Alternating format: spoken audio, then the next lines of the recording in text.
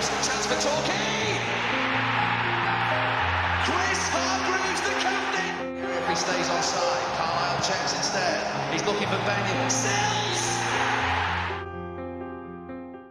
Hello and welcome to the latest episode of the Gull'S View. I'm joined by Tom. Good evening, lads. Are you all right? Yes, I'm joined by Chris. Even though I was hoping to have your obscenities ringing in my ears by this time, Sam. Yeah, but, I know, it's frustrating. Turns out not. I also had a complete brain fog and went for Dom at the start, and I was like, wait, he's not here. So yes, from an episode that's gone from not much to talk about to loads and loads to talk about, we're going to split into two parts. So all the fans forum stuff that's happened in the last few hours will be in the second part. And for now, we're going to talk about the game against Hemel, Sean Donnellan, and a little bit about the postponement of Taunton tonight. So let's go back to the weekends. Hemel Hempstead at home. It's funny. I feel like I had loads to talk about for that game, and obviously what's happened today, it's gone from my mind a bit. But I personally feel like Saturday was Torquay United's season in one. All our weaknesses, all our, you could say, positives, and just the kind of outcome is where we are. Tom, you weren't there, were you?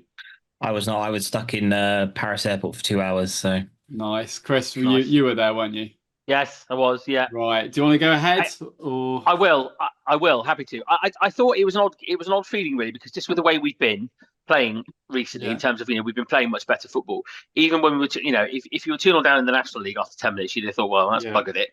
But I kind of did. I was always hopeful we could, we'd get back into it. I mean, getting the goal back from Super Ryan Hansen to quickly was the key, wasn't it, to kind of get back into it. But what was odd about it was I did feel we could get back in. Then obviously we got the equaliser for half time. I so agree. thought, I felt like that too. At half time, I thought, well, second half will be, with our fitness, and they played midweek and we haven't, and we'd be able to kind of overpower them a bit. And we kind of didn't really. I mean, second half they had a lot of the ball. I thought they were decent in the offensive areas. They moved the ball quite well, but defensively they were all over the shop.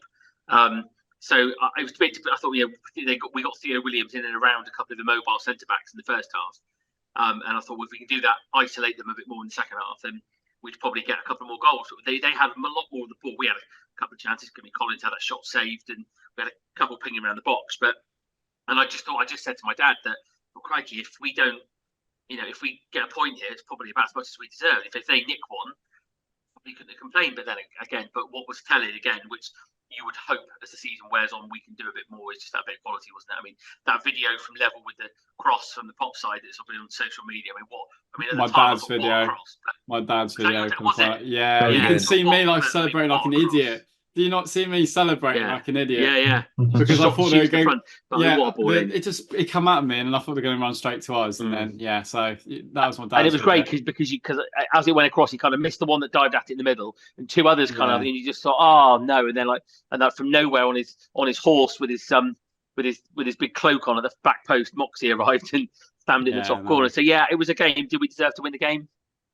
Not convinced, to be honest, but it's the sort of game. I said to Dad the game around that time when I said, crikey, if we can find a way to win this game, then that's going to be really good. And with the other results as they went out, it turned out actually that was a really handy 3 points to have got. So obviously, go and talk about the results on that point. So Yeovil's drawn another game. Frustrations there a little bit. Still a huge gap, obviously, and now more significantly, Maidstone, very poor defeat, and they've lost one of their best players, or some would say their best player. This top scorer in the league, week. Is that right? Yeah. Well, I'm saying that might be right. I think it is right. I'm saying this season I've literally just been so fed up with half the season. I haven't even looked at the rest of it at times, but so that is quite significant if we don't win the league, in the playoffs, all that kind of stuff, in the battle for second place, to get the best playoff spot. If we don't win the league, I'm going to start saying that now, because who knows in football? Who knows? But again, it's a time of year where, sure, we've lost a game tonight that we could have made up some ground, but to kind of, if they have a draw and a defeat, when we have 2 wins in a week, all of a sudden it's ridiculous. We're on top of them, aren't we? So it's ridiculous. The team that's been so poor this season can still beat a Yeovil team that's won 14 in a row at one point. And it's incredible, isn't it? When you look at I noticed it on social media that someone said it, but then when you looked at it, you look at the league table, it's really weird. You think we've won 1 game less than Yeovil, and it felt like they just won every game for 3 weeks, 3 months, sorry. But then we've won 1 game less than them. We've lost 5 more than them, I think. and drawn, Yeah. not drawn Sounds since about My right, yeah. my opinion is But yeah, still we're that- second. My opinion is Yeovil are a decent National League team and we're a good National League South team. I still believe there's a standard between, but it's not just about how good your squad is.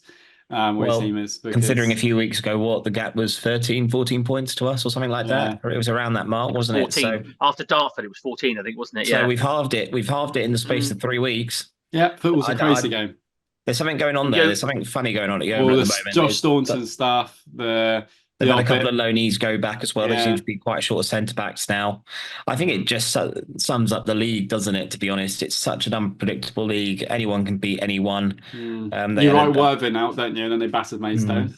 Yeah. I mean, Yeovil playing Hampton, weren't they? And they're on a good run as well, Hampton. So, I mean, to be second at this stage, considering again what we've been, the shocking results we've had, and considering the injury situation we've got at the moment, it's kind of one reason I'm glad tonight's been postponed as well. Just allows a few more fresh faces to come in, hopefully in the new year. So it's crazy, isn't it? And again, that Hamill result, I could only follow it briefly and then go by the highlights, but it did seem like we rode our luck at times. The first goal from the penalty, a direct ball in that we've not sorted properly. The second's poor from Halstead coming out, but it's just poor defending from the corner. Shocking. But yeah, Ryan Hansen saves the day and we get back into it. And I mean, it's a weird game, as you say, Chris, because I remember when I was kind of confident, and the penalty. This is my problem with our back four. Right? When I looked at that back four, is I quite like our back four. I think a back four of Harris, Noxie, Tomlinson, and Marshall I thought was quite good in right back actually.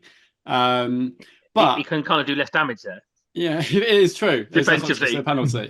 But like, I kind of found with that back four that they're good individuals, but they don't work as a unit very well. So I was doing the live tweeting, and obviously not to the standard of Tom, but I was doing the live tweeting for Talkie Talk this week, and I commented there that it just didn't feel like Moxie would do the odd great tackle, Tomlinson would do, and then Marshall, but as a unit, that first, like the penalty, it's awful. You cannot split your own centre backs like that. It's very quiet. The only one that was really speaking in that back four was Marshall, and obviously he's not in the centre.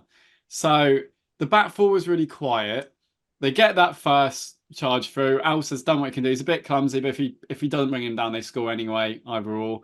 Second goal is a disaster. He's been caught in no man's land. It is unacceptable from a keeper's point of view. If you come at 5, you've got to get it. I also agree with Tom. It's very poor defending. And we were just a bit. I thought Halstead actually, Sam, sorry, I thought Sam Halstead had a funny afternoon because after 10 minutes, he must have wanted the ground to open up and swallow him. Because, the first one, again, I have a bit of an issue with those because actually, how much did he touch him? Could he not have just jumped over him and put him in the net? But people go, I don't blame Halstead for the first goal. No, you can't complain. He had to try and commit to it. The only I guess, the only question is, should have been a red card? No, because it's made a genuine attempt to win the ball. I think so. But I was a bit worried, especially with what followed from the referee. But I think also the second goal. The issue with the second goal is he's come so far. If you're coming straight out, you've got to try and get it. But you're trying to get through so many people, you end up trying to kind of reach over people. But yet, then you could argue he made what. Yeah, I think, as I said, first half, too low down, second half. That game summed up Halstead's career at Torquay, really, because just as you've written him off, he's made 3 excellent saves.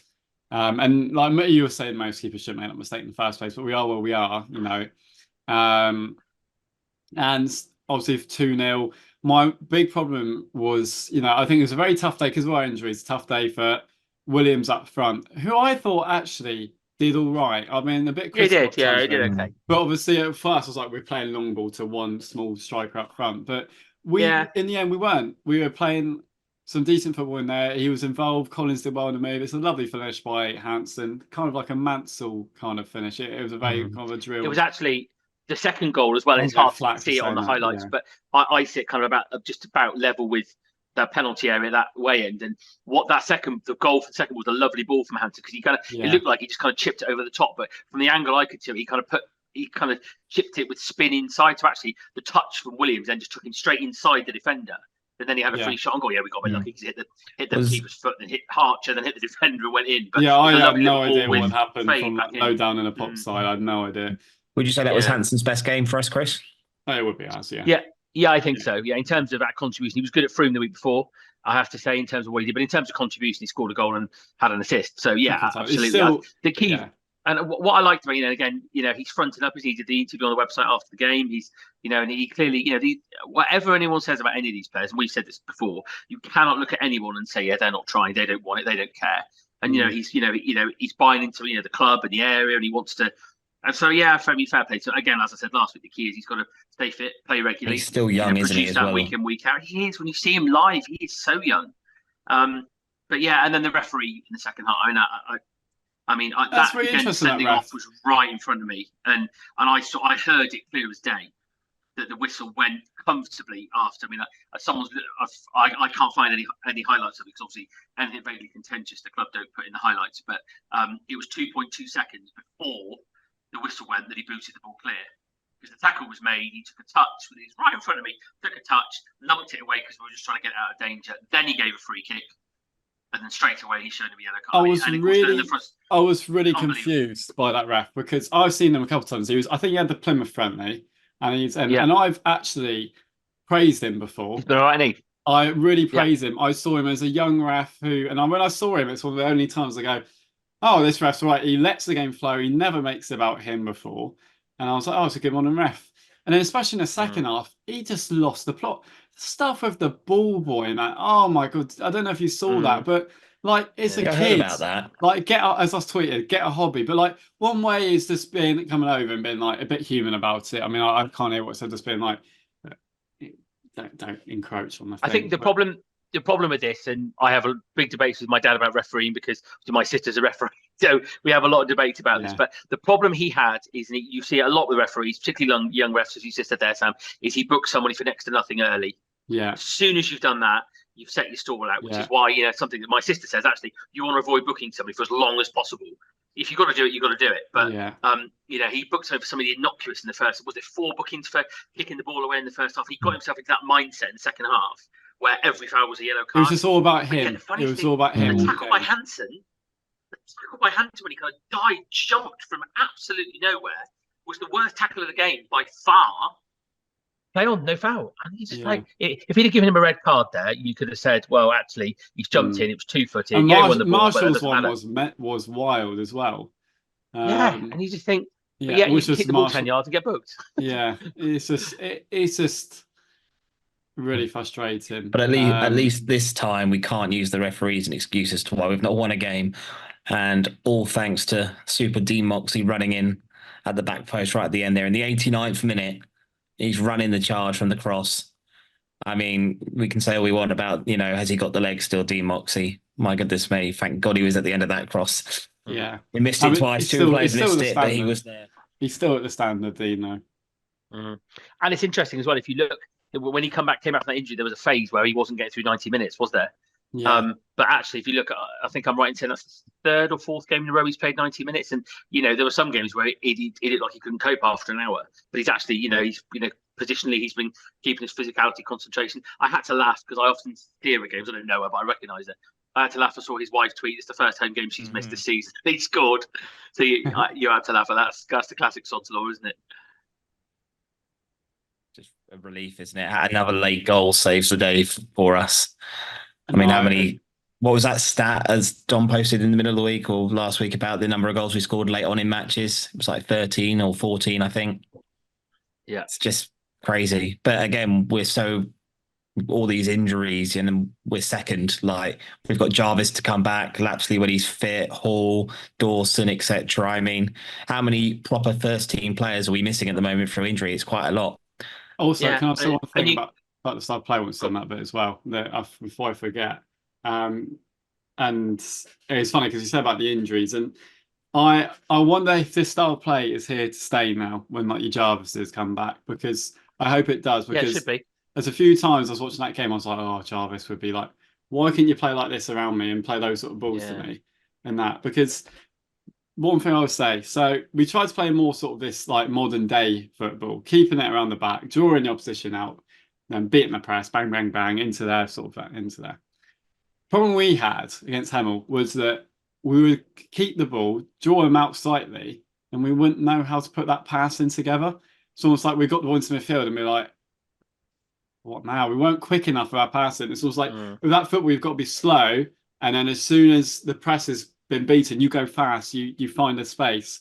So we were too slow at times to really kind of absolutely. We like, had a game plan and didn't know how to then beat the game plan, and that was our problem. What we've been good at in the last few games, it wasn't the case. If you noticed, there was a lot of possession. You know, in terms of if it was a Premier League game, you can get touches for each player and stuff. But if you look, I bet Tomlinson, Moxey, and Marshall had the most touches of anybody on the pitch. There wasn't, and again, teams are going to work it out. You know, you use press high and don't let us get out. But there was a lot of passing across the three of them, trying to find a space, back across again, no, right in again. And it's the right thing to do because you've got to play possession football is about patience. It's not about going for the killer ball straight away. But you know, if you think how much space there is, like the Weymouth game, for example, the space that McGavin had to come and say, "Come on, give me the ball. I'll take the ball off you." Turn round, run. He ran to the halfway line. But there wasn't that space. Teams will start condensing that space, and you then got to have. That's where you then got to go that way, not just that way, isn't it? And of course, that's the challenge in terms of the natural width, because De Silva wasn't starting, and Collins just seems to play wherever he wants to. So that natural width of going that way, and of course, Collins just comes after the ball. If you look at the winner, Collins is one of the first players to McGavin. Well, hang on a minute. You're number 10. You're one of the best finishers at the club. You're a forward. There's no other strikers on the pitch. Get in there. Yeah, no, it's on the outside trying to get the ball. It still is like that at times. So, as I said, I'm all for that style of football, not just. I like the right ball in football. I do prefer like passing at times, but I also like long ball when it's the right ball, not just get the ball and lose it for no reason. Yeah. Because I'm with you though, because Jarvis can finish. Yeah, he can play in a system like that. If we can get him without him and Ash up front again, with Collins one side and somebody else the other side, with those McGavin and people playing around the midfield, long ball rubbish. Right, so also talking about Sean Donnellan, is that, unless you two have got any more? So I interrupted you a little bit to talk about injuries. All I have to say is unlucky to my Hemel supporting mate Dan, who thought they were going to get something from us. Now you know how it felt when we went there. They were not too bad at all. They had some really good. As you say, there's times where we could have won that game. Absolutely, and it also shows how quizzical the league is, isn't it? When you think we've seen some absolute drop. I mean, I think Maidstone didn't look up to much at all when we played them a couple of months ago. But yeah, they came to us 3 defeats in a row. They've dropped after a solid start. They weren't the worst side. They were defensive. You can see why they can see goals, but offensively they moved the ball quite well. They had players who could look like they could cause problems.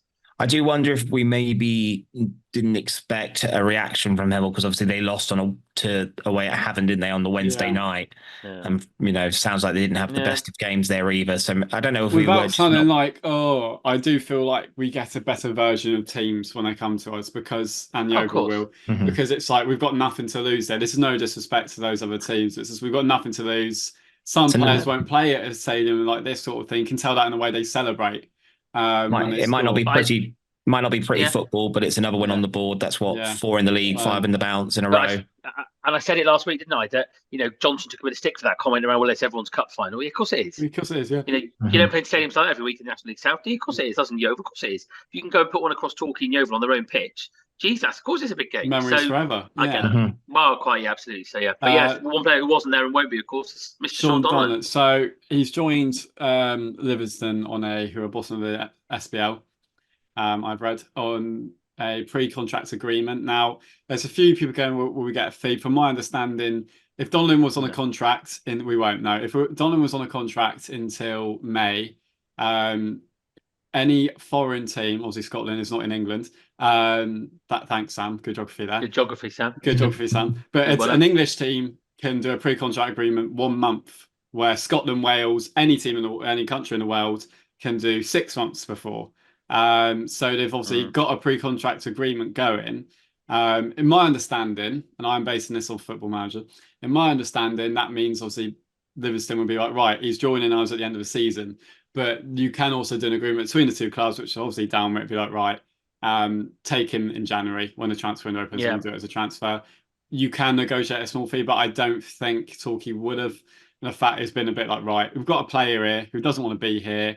He wants to move his family else on. Move him on. We can get him off our wage bill. He can go to Livingston on, is it a 2.5-year deal we signed? Something like that, yeah. And then hopefully we can invest that available wage budget into maybe 1.5, or one loan player. It does make sense, but I've been thinking for the last week or so, why is everyone's heard about the fact that he's obviously unrest, he's going somewhere else. Do you think, why have they not announced it? Well, it makes sense now. Of Yeah. course, they can't sign anyone, can they? So No. so presumably he's up there now. He's going to, he's training with them, whatever. But I think the move in January makes sense because if he's going, he could play for us for 6 months. He could, but then again, is he going to play the same way? Is he going to have the same mentality? Is he going to have the same I just always want. desire? I always want a long-term Makes vision sense in to a me. football club, and I saw Gary Johnson be Yeah. the same. It's like what I've got now is what I want to work towards the next Yeah. couple of years in that sort of plan. Yeah. I think we will miss him. I know there's a players people get a lot of stick, but actually he's done an acceptable job wherever he's played, whether that be he's versatile, He's always right back, tried, yeah. centre back, central midfield, and he's largely been fit after some early problems. So I think we will miss that because he's so versatile. But obviously then the challenge then becomes, Crow stepped We'll up. miss his versatility, and he had the odd good game. As I said last week, I preferred him in the National League. He was error prone, but at times, but I think he struggled in the South a little bit with kind of the pace and like being more of the more expectant players. But it won't be. We haven't missed him, if that makes sense, the last few weeks. No, I just move him on. Only want players who want to be here. That's not saying he through the, He must have one hell of an agent. I'll give him that. Yeah. Well, a lot of it. Sean SPL. McGinty got to Partick Thistle in the second division at the time. And remember Rennie Howe went to Hibs, didn't he? Yeah. I just didn't rate him all that much, to be honest. And yes, he had the occasional good game, but I just think back to last season. I just find him frustrating. He was just such a frustrating defender. So he just, like the goals we've conceded sort of at the beginning of this season, how many times we haven't closed down enough. And Donlan was one of those players in the National League that I just thought, you should be decent at this level. And I don't know, it just didn't work out. And just the goals we conceded last season, how many of them through him? I mean, good luck to him, by all means. Good luck. It fascinates me how recruitment works, though, Tommy, as well. How does a player, and again, I don't know anything about it to know the answer to this, so I'm just musing out loud, but how does a player playing for a National League South side, the pretty much southeast team in England at that level, how does he attract the attention of Livingston in the Scottish Premier League to say, or whatever it's called now, to go, oh, yeah, we quite like him? How did he in the summer, though, weren't they? They wanted him in the summer. How does that work? I guess it's I reckon the SBL must probably, the lower reach of the SBL must look and they must try and match League Two down to like National League. Sean Donnellan's like a National League kind of standard ability. Will he start? Will he start? I don't know. I don't know anything. Well, they're bottom, aren't they? So obviously, it's interesting. But on their scouting network, he must come up like that because he's they probably look for players with the ability of like a League Two, National League, and maybe even leading National South play. And that's quite a sad. I'm not. No offense to Sean Donnellan, but it's quite a sad indictment where the SPL was going. I mean, look at Derek. I was quoting that group. I wish Derek Adams saying Morecambe had a better squad than the squad he went to, and it's stuff like that. Wish him all the best, and I hope it works out for him. But are we missing him at the moment? No. I mean, they'd be a good option to have, perhaps still. Ross Marshall is the non-league Carl Walker. We're unbeaten in the last 5, and we're doing all right. I personally, I'm surprised again that he's managed to get a move up there, but. If he can hack it at Ibrox and Celtic Park in the heart of that defence, good. All power to him, and they must enjoy it. Yeah, enjoy it while you can, I suppose. 2.5-year deal as well. That's the point. 2.5-year deal to secure to play football. I've been wrong on players before, so it wouldn't surprise me if it absolutely turns out to be a gem up there. But I think for me, it frees up quite a bit of the wage bill. I imagine he was on quite a bit down here, and I see it as an opportunity now to look, and bring some relatively decent players, hopefully, for our promotion push for, 2024. And finally, in this episode, Taunton game called off today. I mean, we've seen the footage of the pitch. It was absolutely done over. I've had a few things. I've got financial troubles at the moment up in Taunton, so it's obviously a big blow to them. Of course, the irony of it, of course, is the points that their owners made, which is something that obviously Clark Osborne mentions will come to the forum stuff in a minute. But of course, what he says a lot, of course, is that a football club makes money once every 2 weeks. We have to have more revenue streams, which is one of his drivers for a new stadium and 4G pitch and all the rest of it. But of course, Taunton's problem. Did I hear right? 2 home games since the end of September.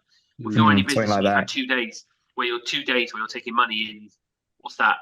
2 and a bit months. It's no wonder they're struggling for a bit of cash flow, is it? So if their pitch is struggling that badly, But yeah, it didn't look like it was ever going to go. As soon as I heard about the pitch inspection, you thought, well, that was it, because it rained heavily this morning, but it's not been too bad the last week. It was going to be dry it's obviously there. just not recovering, is it? I think, and that's the problem. You think with the dreams of these football clubs of going up the divisions. Taunton, amazing. They've got to the National League South. There needs to be something for these clubs that makes it financially okay. Like if they get up there, it's going to be a reward. It's almost like in a lot of businesses. I'm into a lot of motorsport as well, and it's almost like with these teams they just lose money. Taunton have been a very successful team, and to hear them like in that sense. I mean, what does their ground hold? 2.5, 3,000 at most, and they need to get over 1,000 or something each game down there. It's tough, and I'm sure they would have wanted the game to go ahead. Sold out away end, a decent crowd, a relatively localish derby. Yeah. First time Torquay have played there, so they've lost out on a lot of money again, unfortunately. Yeah. And for a midweek, it would have been a good crowd, I reckon, as well. So obviously, some people will be off work. I just hope they don't mess about, and I hope they kind of rearrange it for sort of March, April time. I bet they don't. I bet they rearrange it for like end of January or something. I think the league rules are earliest available midweek, aren't they? So but the problem is, I think where their ground's situated, it just doesn't drain. So you don't need that much rain for it. I mean, last season they had to play 3 games a week, didn't they, towards the end of the season just to compete, and they only just stayed up. So was it you saying earlier this morning that it's clay based, so that therefore means it doesn't drain? Yeah, someone intelligent said that. Yeah. I thought it's a shame, but in the same respect, with the injury list we've got at the moment, it might be a good thing in retrospect, and it means an extra couple of days off for a very tough game at Chelmsford on Saturday. So frustrating, yes, but bigger picture, maybe it's not the worst thing in the world for us. Right, so there we go. So that's in a part 1, very good part. Well done, you two. Quite important and interesting. It's going to be well debated. We've asked a lot of questions, and I presume, given us a lot of answers for Kelly's Corner. It's back. To be honest, you need a few days and weeks almost to digest these things at times, don't you? Because we'll talk about it more in the second part, obviously. But you kind of sometimes you're thinking, am I being tricked? Is this actually happening, or nice things not happening, or is it? But we all interpret it different, don't we? So we'll see you in part 2. Here's Hargreaves, chance for Torquay. Chris Hargreaves, the captain. If he stays onside, Carlisle checks instead. He's looking for Benyon. Sells.